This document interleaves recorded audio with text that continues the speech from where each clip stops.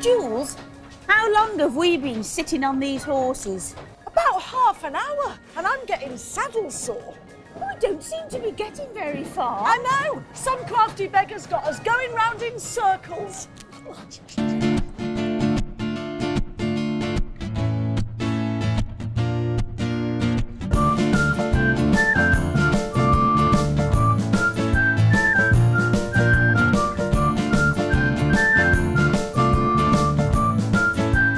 Crafty Beggars is brought to you by Hobbycraft. Hello and welcome to Crafty Beggars, the show that puts the competition into crafts. Today we're in Brighton on the south coast of England, and it's here that two teams will battle it out to see whose handmade crafts can make the most cash. But it's not quite as simple as it sounds, as our contestants have to buy, borrow and beg the items they need to make their products. And they have to be crafty in more ways than one, as all they'll get from us is a basic craft kit and a tiny budget of 20 quid. And we're so mean, we only give them just 24 hours to make all the crafts they need to sell here in busy Brighton tomorrow. So mean. But it's not all bad. That budget may be tiny, but their ideas, they are huge. So let's meet today's Crafty Beggars. Gemma, Biss and Amy Nelson are keen crafters and lifelong friends. Amy will try her hand at anything from jewellery to jumpers. Gemma is studying media cultural identity, that's photography to you and me. Hannah Ramus and Lucy Mayfield are also passionate crafters. Hannah is in her final year of a textile degree, whilst Lucy works in visual merchandising. That's window dressing to you and me. Well, we're wanting to upcycle vintage vinyl records. Well, we've got some ideas with chandelier. If we were to make a bowl, we'd want to get lots of embellishments today whilst out shopping. Jazz it up a bit. Yeah, definitely. Stationery stand, a bracelet. We were thinking of making hair accessories and jewellery out of pom-poms. Pom-poms? I love pom-poms. They're so trendy at the moment as well. Yeah, everyone seems to be going a little bit crazy about pom-poms at the moment. Yeah. So, and especially in sort of candy pastel colours, it seems to be really in this season. What they look like inside though, that's very good, that's in our budget. I'm not sure about that though.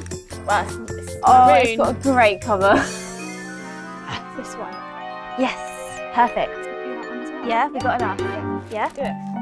That's perfect. Cool. Great. Okay. Well, it's 2 hours since our contestants set off this morning, and by now they have begged, borrowed and bought their way to this next stage. Which is to produce a range of handcrafted items to sell at a pop-up stall in Brighton tomorrow. But only time will tell if that tiny £20 budget has been spent wisely. Will it be gain or will it be pain? Well, we'll soon find out. But in the meantime, let's meet the man who juggles haircuts with cushions. I'm a hairdresser by trade, and I was looking for something new to be creative with.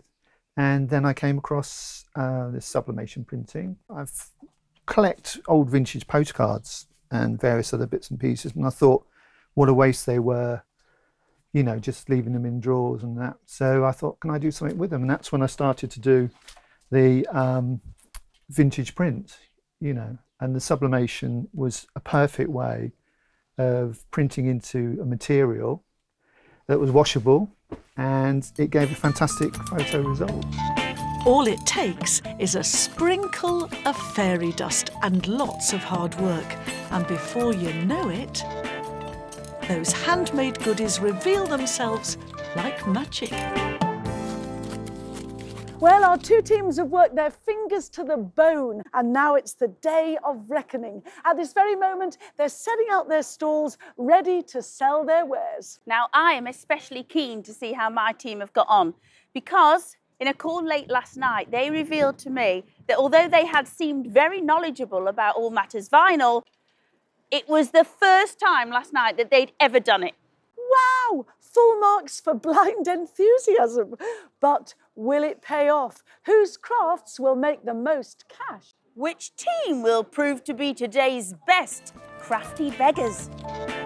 Crafty Beggars is brought to you by Hobbycraft.